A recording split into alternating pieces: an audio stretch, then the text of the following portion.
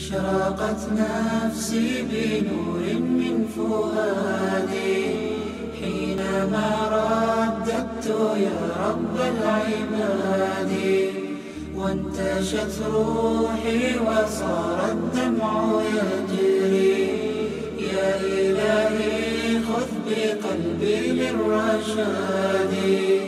أشرقت نفسي بنور من فؤادي حينما رددت يا رب العباد.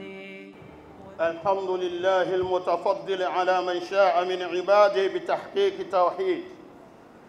واجتناب الشرك وسبله، وأشهد أن لا إله إلا الله وحده لا شريك له، وأشهد أن محمدًا عبد الله ورسوله، أكرم من وحد ربه ودعا إلى توحيده وبين فضائله، وأجل من حذر من الشرك وبين أضراره،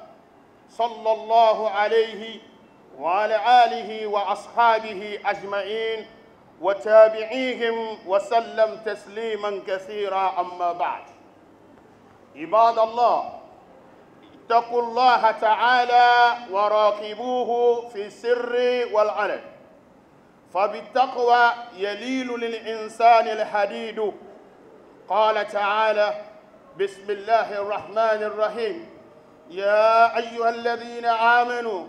اتقوا الله حق تقاته ولا تموتن إلا وأنتم مسلمون. عباد الله،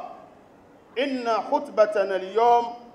تتمحور حول توحيد الله وفضله. إن الله سبحانه وتعالى تفرد بالوحدانية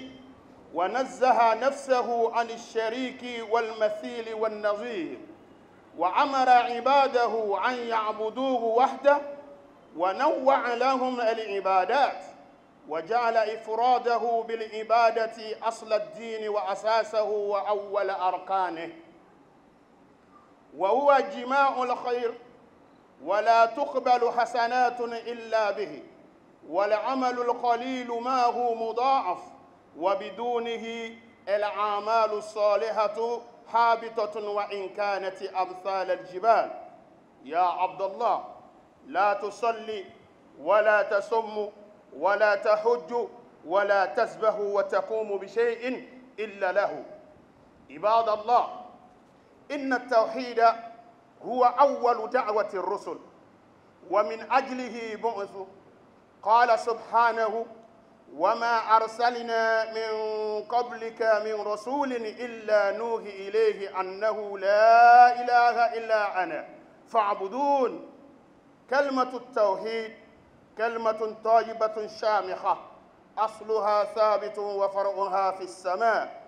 هي كلمة الله العليا، وبها كلم الله موسى كفاحا من غير واسطة. بسم الله الرحمن الرحيم: إنني أنا الله لا إله إلا أنا فاعبدني. لا شعبة أعلى منها في الإيمان. قال عليه الصلاة والسلام: الإيمان 60 شعبة، فأفضلها قول لا إله إلا الله. وأول أمر في كتاب الله الأمر به. قال عز وجل: يا أيها الناس اعبدوا ربكم، أي وحدوه. وفي كل صلاة يعاهد المسلم ربه على القيام به: إياك نعبد وإياك نستعين. قال عليه الصلاة والسلام لمعاذ رضي الله عنه: فليكن أول ما تدعوهم إليه عبادة الله. متفق عليه. وأول ما يسأل عنه العبد في قبره: من ربك؟ أي من معبودك. ولأهميته ولكونه لا طريق لرضا الرب إلا به. دعا إمام حنفاء لنفسه ولذريته بالثبات على التوحيد، فقال: ربنا واجعلنا مسلمين لك ومن ذريتنا أمة مسلمة لك. ودعا يوسف عليه السلام ربه فقال توفني مسلما وألحقني بالصالحين. أقول قولي هذا وأستغفر الله لي ولكم فاستغفروه إنه هو الغفور الرحيم.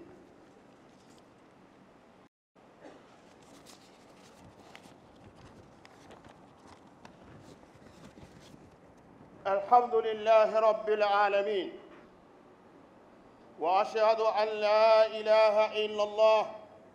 وأشهد أن محمدًا رسول الله صلى الله عليه وعلى آله وصحابته وسلم تسليما كثيرا إلى يوم الدين أما بعد. Au nom d'Allah, le clément et le tout miséricordieux, serviteur d'Allah, craignez Allah le Tout-Puissant et observez-le en secret et en public, afin qu'avec piété, il adoucit le fer pour l'homme. Allah subhanahu wa ta'ala a dit, Bismillahirrahmanirrahim, ô vous qui croyez, craignez Allah comme il convient et ne mourrez qu'entièrement soumis. Chapitre 3, verset 102. Serviteur d'Allah. Notre sermon d'aujourd'hui tourne autour de l'unification de Dieu et de sa valeur. Car Dieu le Tout-Puissant a mis l'accent sur le monothéisme et s'est distancé du partenaire, de la ressemblance et de la contrepartie. Et il a ordonné à ses fidèles de l'adorer seul et à diversifier leurs rituels, afin que ces individus adorent le principe de la religion et ses piliers, et afin de l'unicité d'Allah, la base de la religion et la bonté de son peuple. Avec lui, peu de travail est doublé, et sans lui, les bonnes actions sont frustrantes, même s'ils sont comme des montagnes. Serviteurs d'Allah, l'unification est le premier appel des messagers, et c'est pour cela qu'ils sont envoyés. Allah a dit dans le Saint-Coran, chapitre 21, verset 25, « Et nous n'ayons envoyé aucun messager avant toi, sans que nous le lui ayons fait la révélation que voici, il n'y a point d'autre divinité que moi, adorez-moi donc. » Le monothéisme est une expression noble. Son origine est constante et sa branche dans le ciel, c'est la parole suprême de Dieu. Et c'est à travers cette expression qu'Allah adresse la parole à Moïse dans le Saint-Coran, chapitre 20, verset 14. Je cite, « Je suis Allah, point d'autre divinité que moi, adorez-moi donc. » Il n'y a de branche plus élevée que cela dans la foi. Le messager d'Allah, que la paix et la bénédiction soient sur lui, a dit, la foi est en un nombre supérieur à 60 branches. Le meilleur est de dire qu'il n'y a de Dieu qu'Allah, rapporté par Muslim. Et la première chose recommandée dans le Coran est d'adorer votre Seigneur. Dieu le dit dans le Saint-Coran, chapitre 2, verset 21. Ô les hommes, adorez votre Seigneur. Et chaque prière, à chaque prière, le bon musulman s'engage envers son Seigneur de l'unicité en récitant la sourate al-Fatiha, précisément le verset 5, qui stipule: c'est toi seul que nous adorons et c'est toi seul dont nous cherchons l'assistance. L'unification d'Allah est la première chose sur laquelle un serviteur est interrogé dans sa tombe. Qui est votre Seigneur? Autrement dit, qui est votre idole? C'est pour cela que l'imam des monothéistes a prié pour lui-même et pour sa progéniture la stabilité sur l'unification. Il dit, Seigneur, fais que nous te soyons soumis et que notre descendance te soit une nation soumise, et montre-nous nos rites et veuille accepter de nous repentir, car c'est toi le tout absoluteur, le tout miséricordieux. Chapitre 2, verset 128. Adúpẹ́ lọ́dọ̀ Ọlọ́run. Adúpẹ́ lọ́dọ̀ Ọlọ́run. Adúpẹ́ lọ́dọ̀ ọba náà. Àwa tọrọ ìkẹ́ àti ìyẹ́ fún aṣíwájú ẹ̀dá Ànábì wa Muhammad. Ìkẹ́ náà bá wọn ará Ànábì, kó bá wọn sàbí ẹ̀,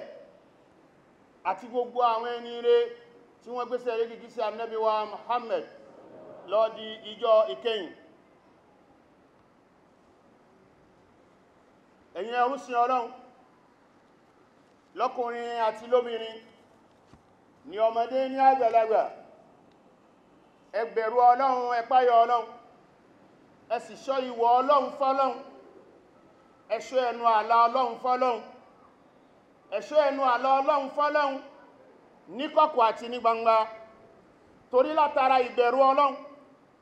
gbogbo ohun tó bá le jù ní lọ Ọlọ́run máa rọ̀ ọ́ fẹ́ dà. Látara ìbẹ̀rù Ọlọ́run, Ọlọ́run a máa ṣe gbogbo nǹkan rọ̀ fẹ́rú ẹ̀. Ọlọ́run náà sọ fún wa nínú Al-Qur'an níbi tí gbé sọ pé ẹ kó ẹ̀yin olùgbàgbọ́ òdodo, ọmọdé yín alàgbà yín, Ọlọ́run ní ẹ bẹ̀rù mi, ẹ páyà mi. Ọba tó ní ká bẹ̀rù yín tó sì ní apára àwọn yìí, jàmáà, ẹni tó bá jù ní lọ ó lè jù nínú, òun ni Yorùbá máa ń wí. Àmọ́ Ọlọ́run ó tayọ àjùlọ, ó jẹ́ ká dáàmà pé èmi mo pàṣẹ fáwọn tàná, ẹ̀yin tèní náà èmi mo làṣẹ yín lọ́dọ̀. Tẹ́yìn ọ̀bá tó wá sí mọ́ tí mo bá palẹ̀ mọ́ yín kò lẹ̀, àwọn tọ́lá tí wọ́n tún máa wá ṣe ìjọba, èmi Ọlọ́run ni mo jù wọ́n lọ. Ọlọ́run fi hàn wá pé ká páyà tòun ní kọ̀kọ̀ àti ní gbangba, ká páyà Ọlọ́run ní pàápàá ìpáyà bó ti yẹ. Torí pé Ọlọ́run náà tó wá ń kì wá nílọ̀, ó ní ẹ má jáde láyé àyàfi ní ìjẹ́ mùsùlùmí. Èmi àtẹ̀yin náà, Ọlọ́run, ihun tí ń bá ní táà fi ń wọ́ bá mi lọ lẹ́yìn Ọlọ́run, Ọlọ́run má gbé bá wa láíláí, má gbé béèyàn fún wa, má gbé bé àwa náà féèyàn.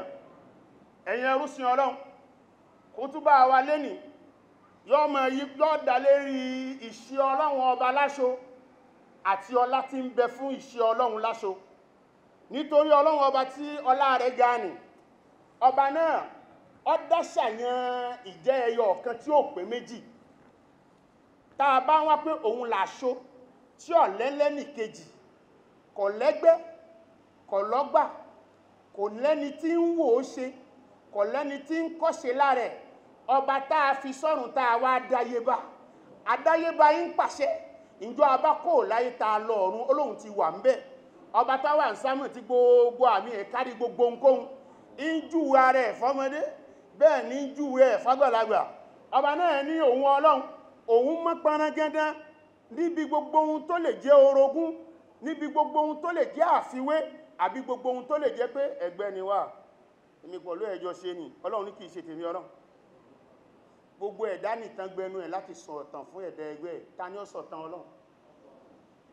Ẹni bá a bá mọ̀ pìlẹ̀ ẹ̀ là mọ́ ń sọ̀tàn rẹ̀, kò wá nípìlẹ̀, ẹnì kọ̀ọ̀kan la nípìlẹ̀. Ẹni tá a bá sì mọ̀ ibi tó forí ẹ̀ tì sí, òun la lè sọ̀rọ̀ ẹ̀. Ọlọ́run ó wá lópin, ta ni ó wá sọ̀rọ̀ ńpẹ̀? Èmi àtẹ̀yin, a níbi tá a ti bẹ̀rẹ̀, a sì níbi tá a ti mọ́. Lọ́wọ́ tá a wà yìí, a níbi tá a ti mọ́. Kò sẹ́ni tó mọ̀ràn tọ́gbọ́n bó ti wà mọ́sálásí tí mọ ohun tí ń ṣẹlẹ̀ ẹ̀. Ẹni tó ló gbọ́n òun mọ̀ràn lọ́wọ́ báyìí lágbo tá a wà yìí, àrà tí wọ́n ń dá lé tòun,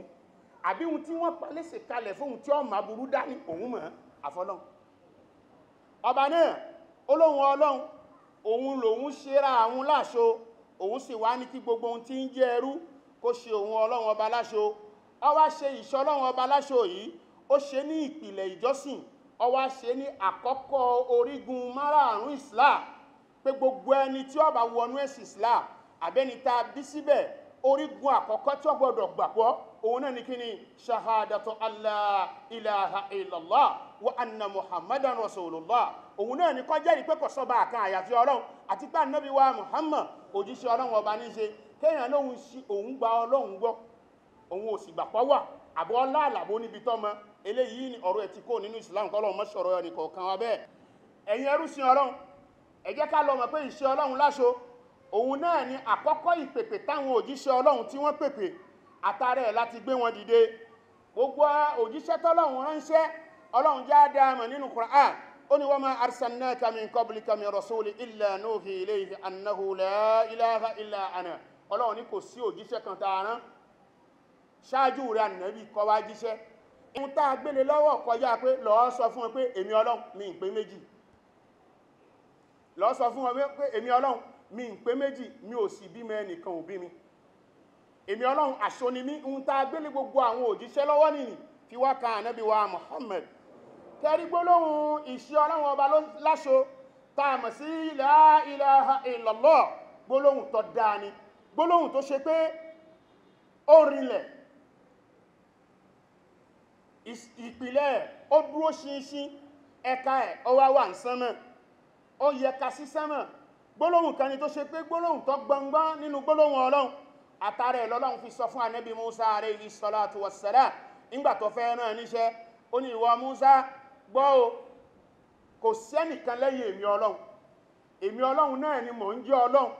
jẹ̀mọ́ ìjọ tọ́lọ́run ti ń sọ pé òun lọ́lọ́run ààrẹ nìkan tó jáde tó sọ pé èmi náà mo dá nǹkan báyìí ni gbogbo àwọn táwọn mọ́ ríhun ẹni tọ́lọ́run fún lóúnjẹ tó yóò tayọ àlà ni wọ́n bí yàn bá sì yóò tayọ àlà yóò hùwà kí wá kò sẹ́nìkan tó já Ọlọ́run nípa iṣẹ́ tó sọ pé èmi mo ṣe yìí èmi mo ṣe yìí èmi mo ṣe yìí èmi mo ṣe yìí àrà tó dáwà fún wa wá lọ kò sẹ́ni tá a sáré lẹ́yìn òun náà Ọlọ́run ní ẹ lọ gba àgbàdájú pé mi Ọlọ́run náà lọ́lọ́run tó bá jẹ́ pé mi Ọlọ́run bá náà tẹ́sì gba àgbàdájú bẹ́ẹ̀ fa àbúdní jọ́sì sí mi Ọlọ́run èmi àtẹ̀yìn náà ẹjá múra mọ́ ìjọ́sì fún Ọlọ́run kẹ́ẹ̀rí gbólóhùn ìṣẹ́ Ọlọ́run ọba láṣọ Ànábì wa Muhammad ó ń sọ fún wa nínú àsọ́lẹ̀ rẹ̀ ó ní ohun tá ń pè ní ìgbàgbọ́ díẹ̀ lé lọ́gọ́ta ìpín náà ni ìgbàgbọ́ pín sí ó lé díẹ̀ nínú ọgọ́ta nínú ẹgbà wá mi ẹlẹgbọ́ wọn ó sọ pé díẹ̀ lé láàdọ́rin àmọ́ ńgbàtà Ànábì ó parí ẹ̀ Ànábì ní wa afdaluha qawlu la ilaha illallah Ànábì léyìí tó fi lọ́lá jù èyí tó fi lọ́lá jù ní gbogbo àwọn ìpín náà òun náà ní kí n gbólóhùn pé kò sọ́ba kan àyàfi Ọlọ́run pápá pàṣẹ rẹ̀ nínú Al-Qur'an ó ní ẹ̀yin èèyàn mo pè yín o ẹ̀sìn Ọlọ́run ọba yín káwa gbogbo jẹ̀mọ́ ọkùnrin wo obìnrin wa ká má gbàgbé wípé gbogbo ìgbà tá a bá ti ń ké Suratul Fatiha tá a bá ń kírun ìpinnu tá a bọ́ lọ́hùn ṣe níjọ́ náà lọ́hùn pé tá a bá dáyé ìwọ lásìn tá a bá ti wá ń ké Suratul Fatiha gbogbo ìgbà la máa ń ṣe ìpinnu náà lọ́tun gbogbo ìgbà la máa ń sọ ìpinnu náà engagement wa tá a pinnu pẹ̀lú Ọlọ́run a máa ń sọ ọ́ dọ̀tun látara gbólóhùn wípé iyyaka na'budu wa iyyaka nasta'in ìwọ Ọlọ́run la máa sìn ìwọ la máa rábàbà fún ìwọ la máa wárìrì fún ìwọ la máa bẹ̀rù rẹ̀ ìwọ la máa kígbe pè ìwọ la máa sádi ìwọ la máa yìn ìwọ la máa bàbàrà ìwọ la máa sá fún ní kọ̀kọ̀ àti ní gbangba mọ́ gbàgbé pé ó wí èé ṣe tí nǹkan bá wá ṣẹlẹ̀ tá a máa ń fọgbà tó yẹ ká képe ilẹ̀ tá a máa ń képe nǹkan míì nǹkan ṣẹlẹ̀ sí ẹ ẹni tó fẹ́ lọ bá papọ̀ wọn náà rí rẹ nǹkan jọ ń ṣe yìí nígbà tí nǹkan ṣẹlẹ̀ sí ẹ àkọ́kọ́ ohun tó yẹ ká mọ̀ pé Ànábì sọ̀rọ̀ fún wa pé ìṣe dáadáa lọ́kàn ni ọ̀kan yòókù lọ́kàn ni onítọ̀hún gbọ́dọ̀ mọ̀ pé ẹni ìgbàdúrà lòun lágbo náà gbogbo ohun tóun bá sọ ó di àṣẹ kọ́ ṣọ́ ọ̀rọ̀ sọ kọ́ mọ̀ wá fẹ́ni tó yẹ kó pè é lẹ̀ kọ́ lọ pé nǹkan míì ìwá fẹ́ni tó pè é lẹ̀ lọ pé nǹkan míì ni a máa bí Ọlọ́run nínú ọba tó sọ fún wa pé ìjọ́ tá a bá láàbèrè nǹkan lọ́dọ̀ òun Ọlọ́run a máa bí wọn Ọlọ́run nínú ìjọ́ tá a bá wá ń béèrè lábèrè jù lọ́dọ̀ ẹ̀dá bíyàwó ọba tají àwọn ọmọ ó dá lábùkù lọ́dọ̀ àwọn ọmọ Ọlọ́run ní ẹ pè mí èmi ni ká pè èmi ni ká sì yìn ká mọ́ gbà wípé gbogbo pàtà bá ti ń ké Suratul Fatiha à ń sọ wípé kí ni iyyaka na'budu wa iyyaka nasta'in ìwọ la máa sìn ìwọ náà láti máa ṣe kí ni la máa béèrè àtìlẹ́yìn ní ọ̀dọ̀ rẹ̀ ká má gbàgbé o wípé gbogbo ẹni tí ń jẹ́ ẹrú ìjọ́ tó bá jáde láyé àkọ́kọ́ nǹkan tí wọ́n bí inú sàárè òun náà ni ìṣe Ọlọ́run ọba láṣọ òun ni gbólóhùn yìí pé kí ni man rabbuk ta lọ́ba rẹ̀ tanu tó ọjọ́ sì fún láyé jẹ̀mọ́ òkùnkùn oníkùn kó nínú ọmọ mọ́nú à ń pàdé mọ́sálásí òun kọ́ ni ìjẹ́ mùsùlùmí o ìhun tá à ń pè ní ìjẹ́ mùsùlùmí ìwà tó mọ́ ń hù ní kọ̀kọ̀ kọ̀kọ̀ àràtọ̀ ọmọ ń dá kọ̀kọ̀ èyàn lè máa wá mọ́sálásí kọjá pé kó tó dáyé mọ́sálásí yóò kúnlẹ̀ fún nǹkan náà yóò lá nǹkan yóò ṣe gbá yóò ṣàwo inú àwa dúdú sọmọ làkejì inú èdí pẹ̀ta ọlọ́run àmọ́ wá wò yọ́mọ̀ wò ọlọ́run àwa ní bó ti ń ṣe nìna èrí bẹ́ẹ̀ náà ló sì wà ẹ wá wò gbogbo ẹni tó bá mọ́rẹ̀ ní mùsùlùmí tó sì dájú pé wọ́n pàdé ọlọ́run ó yẹ kó dá mọ̀ pé níjọ́ tóun bá wọ sàárè ìbéèrè àkọ́kọ́ tí wọ́n bi òun pé ta lòun jọ́sìn tó bá jẹ́ mùsùlùmí yóò dáhùn ìbéèrè náà dáadáa àmọ́ tó bá jẹ́ ẹni tí akíkandá kan sí tó bá jẹ́ ẹni tí ìkírun ẹni tí ò sì gbọ́ lọ́hùn gbọ́ tó ráwọn ẹlòmíì wọ́n máa sọ pé náà ehun tọ́lọ́hun fẹ́ lo ọkàn ní oúnjẹ kò sí problem gan ọkàn tó ń mà wọn ò ní ìdààmú kan kò ní wá mójútó ohun tí wọ́n ń pè lẹ́sìn ọdọ̀wọ́ ẹnì kọ̀ọ̀kan wa ẹjọ́ á mú ìṣe ọlọ́run ọba láṣọ ká mú sínú ìgbésí ayé wa ọ̀rọ̀ bẹ́ẹ̀ ni ká máa sọ ìrìn bẹ́ẹ̀ ni ká máa rìn ìkọ́ṣe dáadáa wáyé látọ̀dọ̀ baba ńlá wa Ànábì Ibrahim nígbà tí ń ṣe àdúà ó sọ fọ́lọ́run ó ní Rabbana waj'alna muslimin lak ìwọ ọlọ́run abẹ́ni jíma tí ní wọ́n ṣe ní òpin fún wa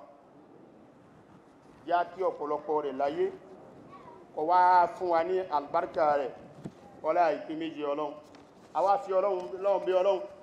afọlá ìjẹ́ kan ṣe ọba náà bẹ́ẹ̀ bàbá wa ìmámù àgbà lánàá alhaji wa Mujaddiduddin Dammala wọ́n pé ọdún 10 lẹ́ni tí wọ́n jáde láyé ọdàbí àná ẹnìkọ̀ọ̀kan àwa náà tó bá yá ìjọ kan náà ni wọ́n sọ fáwà náà pé àṣímọ́ bá ti ka ọjọ́ tí wọ́n pé 10 wọn kà tiwa náà ọlọ́run bá wa kẹ́ wọn kọ́ ọgẹ̀ wọn kọ́ yọ́nú sí àbọ̀ wọn gbogbo wàhálà ẹ̀sìn tí wọ́n ṣe láyé wọ́n sọ pé wọn ò rán wọn níṣẹ́ gbogbo àwọn tí wọ́n kọ́ tí wọ́n tara mímọ̀ ṣàǹfààní lọ́dọ̀ wọn ọlọ́run ò jẹ́ kí wọ́n jèrè ẹ̀ ní alkiyama ọlá ìpín méjì ọlọ́run àwa tọrọ fún ìjọba tí ń tù wá lọ́wọ́lọ́wọ́ òun náà ní Pakistan náà àti gbogbo àwọn mínísítà ọlọ́run kó bá fọ̀nà mọ̀ wọ́n la ilaha illallah àwa tọrọ fún gbogbo jàmá á ṣoríire àwọn ọmọ wọn ṣoríire gbogbo tá a bá ń dáwọ́ nínú àsìkò yìí yóò gbà ṣíṣe gbogbo tá a bá dè yóò gbà dídè gbogbo tá a bá tú yóò gbà tútú ọlọ́run ó wá ṣe àwọn ọmọ wa ní irinṣẹ́ ìdùnnú gbogbo ẹni tó máa ń jẹ́ irinṣẹ́ ìbànújẹ́ fún lọ́wọ́lọ́wọ́ ọlọ́run bá fèdè eré yí wọn gbogbo ohun tá à ń pè wọ́n sí ọlọ́run jẹ́ wọ́n dáhùn láyọ̀ ọlá àti la ilaha illallah àwa tọrọ fún gbogbo ẹbí Látúnjí ọlọ́run má jẹ́ wọ́n jò kanlẹ̀ má jẹ́ wọ́n jákulẹ̀ èyí tọ́lọ́run fi ṣe iṣẹ́ sábàbí ire fún wọn èyí tó bá dàlì kìyàmọ̀ ibi wọn ò gbèrú ọlọ́run má jẹ́ wọ́n pasán bẹ́ẹ̀ ọlá àti la ilaha illallah gbogbo ẹbí ìbọ̀rọ̀kì níyànyàn àtọrọfẹ́ yìí náà ọlọ́run ò ní yẹ fún yín gbogbo ọbẹ̀ láti ilé bàbá wa Alhaji Zakaria Sefu Àríkọ́ṣe gbogbo àwọn tí wọ́n ṣẹ́kù ń bẹ̀ níyà wa àtàwọn ọmọ yányán ọlọ́run jẹ́ kí wọ́n máa wà dáadáa jẹ́ kí wọ́n máa wà ní ìdùnnú ọlá àti la ilaha illallah gbogbo àwọn bàbá tí wọ́n lo àdúgbò yìí tí wọ́n ti lọ ọlọ́run ó bá wa kẹ́ wọn ọlọ́run ó bá wa gẹ̀ wọn ọlọ́run ó yọ́nú sí ààbọ̀ wọn gbogbo òkú ẹnì kọ̀ọ̀kan wa tá a wà ń bí ọlọ́run ó jálì kìyàmọ̀ ọ̀dà fún ọjà yìí lọ ọlá àti la ilaha illallah àwa fọlọ́ ọlọ́run bí ọlọ́run àwa fọlọ́ àjọ kan ṣọ ọba náà bẹ́ẹ̀ ihun tí máa ń mú yàn téèyàn ń káwọ́ sórí lójijì fẹsẹ̀ jẹlẹ̀ ọlọ́run ò ní gbé bẹ́ẹ̀ nìkọ̀ọ̀kan wa gbogbo ohun tí ń bẹ ẹnu àníyàn nìkọ̀ọ̀kan wa nínú sáà yìí nínú ìgbà yìí ọlọ́run ó jò ṣe é ṣe ọlá la ilaha illallah gbogbo àwọn ọmọ ìyá wa ládùúgbò tí wọn kì í ṣe ẹlẹ́sìn Islam jẹ́ wọn wà dáadáa má fi wọ́n dà wá láàmú má fa wa náà dà wọ́n náà láàmú ọlọ́run lọ́lẹ́sìn àjọ nílùú ni ọlọ́run lọ́lẹ́sìn àjọ nílùú ni má fi wọ́n fi dà wá láàmú má fa wa náà dà wọ́n náà láàmú jẹ́ wọ́n máa rí jẹ nírọ̀rùn jẹ́ wọ́n máa rí mu nírọ̀rùn ará alẹ́ ò rí jẹ nírọ̀rùn ò rí mu olóhùn fẹ́ sún àsùngbára nǹkan gbọdọ̀ ṣe é má fi wọ́n dà wọ́n láàmú ọlá la ilaha illallah ọlá jẹ́ kan ṣe ọba náà Allahumma ya man la taminu min hawati dhikri asinatul khaifin ولا تكلوا من الرغبات إليه مدام الخاشعين اغفر لنا ذنوبنا حالة بيننا وبين ذكرك واعف عنا عن تكسيرنا في طاعتك وأدم علينا لزوم الطريق إليك وهب لنا نورا نهتدي به إليك ونعوذ بك من جهد البلاء ودرك الشقاء وسوء القضاء وشماتة الأعداء يا رب العالمين يا مالك يوم الدين ربنا آتنا في الدنيا حسنة وفي الآخرة حسنة وقنا عذاب النار أسأل الله أن يولي علينا خيارنا وأن ينصرنا على من آندانا اللهم أصلح ولاة أمورنا اللهم أصل ولاة أمور المسلمين، اللهم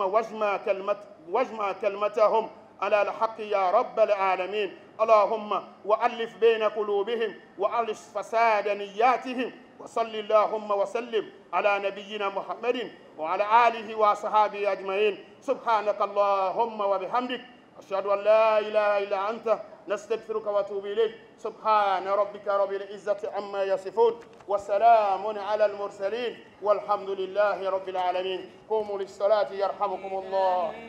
خذ بقلبي للرشاد،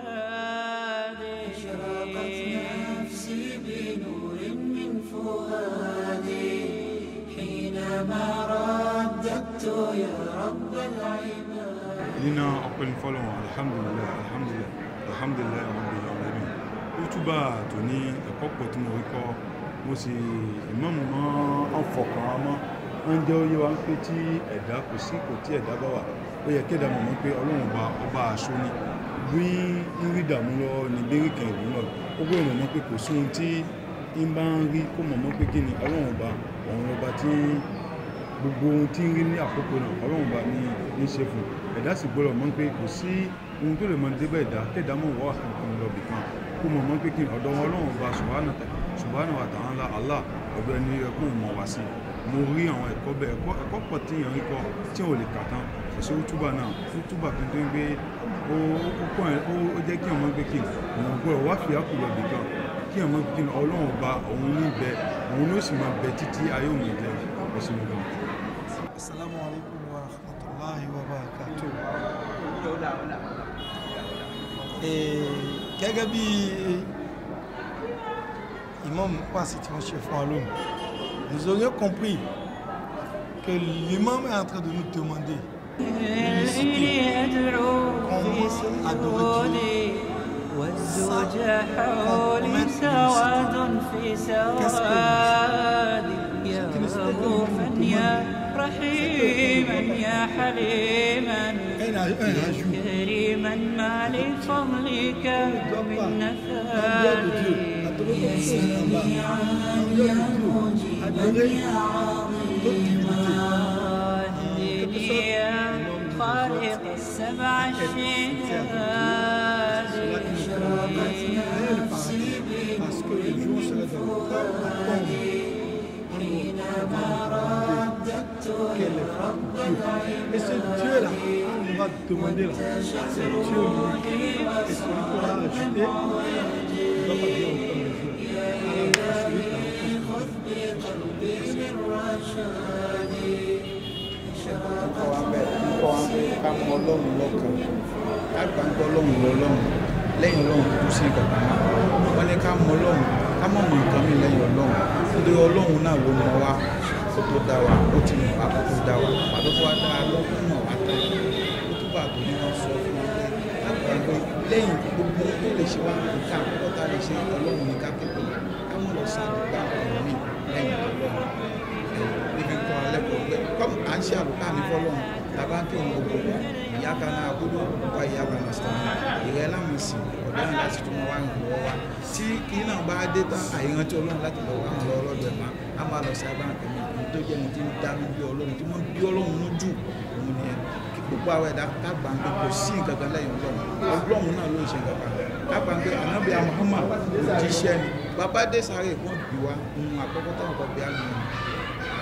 ọlọ́run ọba rẹ̀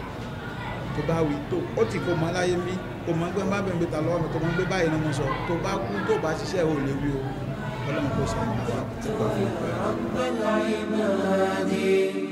وانتشت روحي وصار الدمع يجري يا إلهي خذ بقلبي للرشاد